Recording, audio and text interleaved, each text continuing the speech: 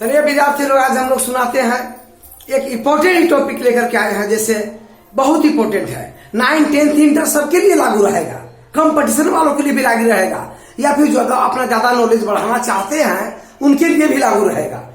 क्योंकि दुनिया का मकसद होता है जानकारी लेना। अगर आप पढ़ाई करते हैं, कंपटीशन से जुड़े हुए हैं, या कोई जनरल क्लास से जुड़े हुए हैं, या फिर पढ़ाई छोड़ चुके हैं, फिर भी जानने की तमन्ना होना चाहिए संसार में क्या चीज है, उसके बारे में जानना, से अधिक जानना, यही मानव का धर्म होता है। आइंस्टीन मरते समय भी बोले थे कि कुछ बात है तो मुझे बताओ, ताकि हम भी उसके बारे में कुछ और जान सके। तो अधिक से अधिक जानकारी लेने से कई फायदे होते हैं। सबसे पहले आप अपने बच्चों को भी बात बता सकते हैं। 10 आदमी समाज में जगह तो जानकारी है तो आप 2 बात बोल सकते हैं, और जानकारी है ही नहीं तो जुमका बने रहिए, गूंग बन के बैठे रहिए। इसीलिए कहीं भी शिक्षा वाले क्षेत्र में भी बैठिएगा तो जानकारी रहने के बाद ही आप कुछ उसमें बोल सकते हैं या कर सकते हैं। इसलिए चलिए, पढ़ाई से लेकर के जानने की इच्छुक वाले व्यक्ति भी इनको समझ सकते हैं। अब स्टूडेंट की तो कहना ही नहीं है, कंपटीशन वालों के लिए तो कहना ही नहीं है। चलिए आज हम अध्ययन करते हैं एडेप्टेशन के बारे में। अनुकूलन। अनुकूलन क्या होता है? कोई भी जीव जिस क्षेत्र में रहता है उस क्षेत्र के लायक उसके बॉडी में अंग होते हैं, और उनमें कुछ कैपेसिटी और क्षमता होती है। जिस अंग और कैपेसिटी के कारण वह किसी क्षेत्र में रहने के लिए अनुकूलित होता है, जीवन यापन करने की क्षमता उसमें आती है। जैसे मछलियां जल में रहती है, जल से ऑक्सीजन छांटने की क्षमता उनके गिल्स में है, तो मछलियों के जलीय अनुकूलन हुआ। तो किसी भी जीव के शरीर में कुछ ऐसे अंग, विशिष्ट अंग, कुछ ऐसी विशिष्ट क्षमताएं, यानी specific organ and specific capacity, जिसके कारण वह किसी क्षेत्र में रहने के लिए योग्यता प्राप्त करता है, इसे हम अनुकूलन या एडेप्टेशन कहते हैं। That is called adaptation. यह अनुकूलन 2 तरह का होता है, परमानेंट एंड टेम्पोररी, अस्थायी और अस्थायी। अस्थायी में क्या होता है कि जैसे आपकी आंख में कोई टॉर्च जलाए, टॉर्च जलाए, तेज लाइट आ गई तो आंख की आपकी पुतली स्वतः सिकुड़ जाती है। या अगर आपके नेत्र पर तेज लाइट डाली जाए तो पुतली स्वयं सिकुड़ जाती है, ताकि अधिक से अधिक लाइट आंख में न जा सके और आंख के अंदर अंगों को प्रभावित न कर सके। लेकिन लाइट हट जाने के बाद पुतली अपने सामान्य स्थिति में आ जाती है। ऐसे अनुकूलन अस्थायी अनुकूलन कहलाया, टेम्पोररी एडेप्टेशन कहेंगे। लेकिन परंतु एक चीज है कि पक्षी का जो बात करते हैं, पक्षियां, तो ये पक्षी का जो अगला पैर था, जिसे हम फोर लिम्ब कहते हैं, यही गुणसूत्र में चेंज होते होते हजारों लाखों साल के बाद यह बदल गया पंख में। इसे हम म्यूटेशन या परिवर्तन भी कहते हैं। यह विकास होने में, इस विकास की यात्रा में लंबे समय लगते हैं, तब जाकर के पक्षी का अगला पैर बदल चुका है। किसमें? पंख में, विंग में। तो बताइए कि विंग में जब बदल चुका है तो ऐसा हम लोग अब यह पीढ़ी दर पीढ़ी हर पक्षी के खानदानों तक जा रहा है, सब में पंख हो रहे हैं, परमानेंट हो गया, अस्थायी हो गया। इसे कहते हैं अस्थायी अनुकूलन। या ऐसे भी कर सकते हैं कि आप बिहार में रहने वाले हैं, अगर इसको कश्मीर में ड्यूटी दे दिया जाए तो बर्फीले क्षेत्र में शुरू तो दिक्कत होगा, बाकी फिर कुछ दिनों के बाद आप वहीं के लोगों की तरह रहने लगेंगे। तो यह हुआ अस्थायी अनुकूलन, टेम्पररी हुआ। परंतु पक्षियां उड़ती है, आप नहीं उड़ते, आप उड़ने की कोशिश करिएगा तो गिर के नाक मुंह टूट जाएगा, औंधे मुंह गिर जाइएगा। तो इसको हम चेंज नहीं कर सकते, तो इसको बदलाव नहीं कर सकते। वो भी एक तरह से अस्थायी हुआ, और जो बदला जा सके वह अस्थायी हुआ। जैसे पक्षियों के पंख को हम चेंज नहीं कर सकते, लेकिन आंख की पुतली को आवश्यकता अनुसार घटा बढ़ा सकते हैं, यह अस्थायी हुआ। और यहाँ पर पंख चेंज नहीं होगा तो अस्थायी हुआ। यही अनुकूलन है, यानी सजीव के शरीर में कुछ खास अंग, खास कैपेसिटी के कारण उस क्षेत्र में रहने की योग्यता मिल जाना ही अनुकूलन है। अब चलते हैं, जैसे कुछ पौधों के बारे में भी समझिए कि मान लिया कि जल में रहने वाली वनस्पतियां, जल से बचने के लिए म्यूसिन निकलती है, एयर कायमा के कारण तैरती है, और म्यूसिन के कारण के बॉडी से उसमें सड़ नहीं पाते। तो ऐसे पौधे को हम लोग क्या बोल सकते हैं? इसको बोल सकते हैं हाइड्रोफाइट्स। हाइड्रोफाइट्स जलीय वनस्पति कहेंगे।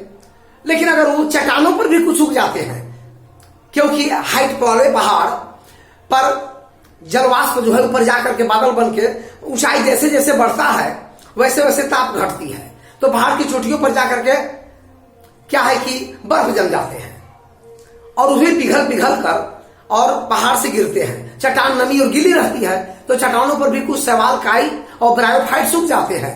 तो चट्टान पर उगने वालों को हम सीधे बोलेंगे पेट्रोफाइट्स, PETRO, पेट्रोफाइट्स, चट्टानी पौधे बोलेंगे। उसी प्रकार से न ज्यादा ठंडा और न ज्यादा गर्मी, मैंने मीडियम हो जाएगा, जिसे हम कहते हैं शीतोष्ण कटिबंध। उस क्षेत्र में आने वाले जितने भी वनस्पति हैं न ज्यादा गर्मी सहन करेंगे न ज्यादा जाड़ा, मतलब मीडियम में रहेंगे, उनको हम मेसोफाइट्स बोलेंगे। समोदभिद, मेसोफाइट्स,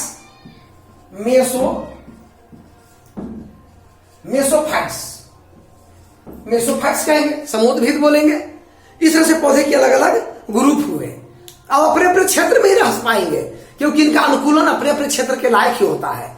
और हम मेसोफाइट्स को, पेट्रोफाइट्स को पानी में डाल देंगे तो सड़ जाएंगे। पानी वाले जैसे जलकुंभी, हाइड्रिला पानी में होते हैं और इनको बाहर निकाल देंगे तो क्या हो जाएंगे, ये सूख जाएंगे। उसी प्रकार से हमें होता है रेगिस्तानी पौधा, जिसको यहां पर देखो जेरोफाइट्स लिखे हैं, समझिए जेरोफाइट्स है।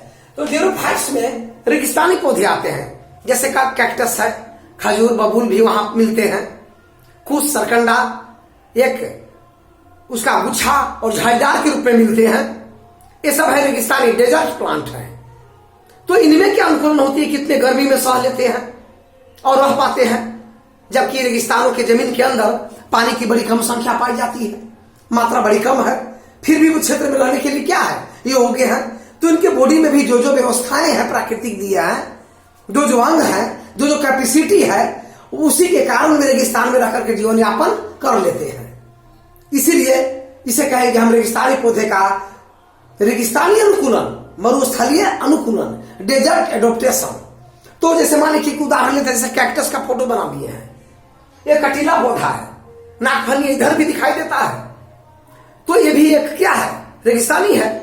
तो कुल मिलाकर सभी रेगिस्तानी का कुछ अनुकूलन इस तरह से है कि इनका जड़ गहराई तक जाती है। पहला अनुकूलन की जड़ जो है गहराई तक जाती है और गहराई में जाकर के और नमी को सूख लेती है, थोड़ी बहुत नमी रहती है, ज्यादा नहीं रहती।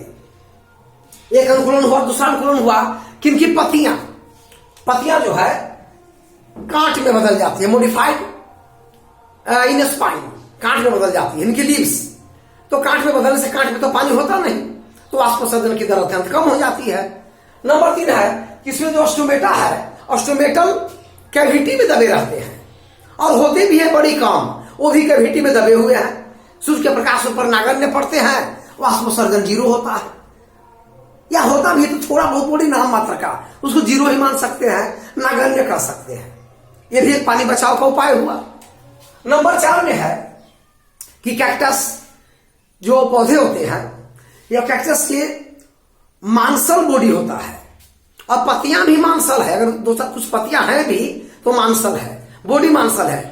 और वह स्पंजी किस्म का होता है, पानी सोखने की क्षमता उसमें होती है कि पानी को सोख करके अपने अंदर स्टॉक को बना के रखे। ये भी एक अनुकूलन हुआ। अगला अनुकूलन ये भी है 5वां कि मरुस्थलीय पौधे के ऊपर एक वेक्स यानी मोम की तरह परत होती है, इसे मोमी परत बोलते हैं।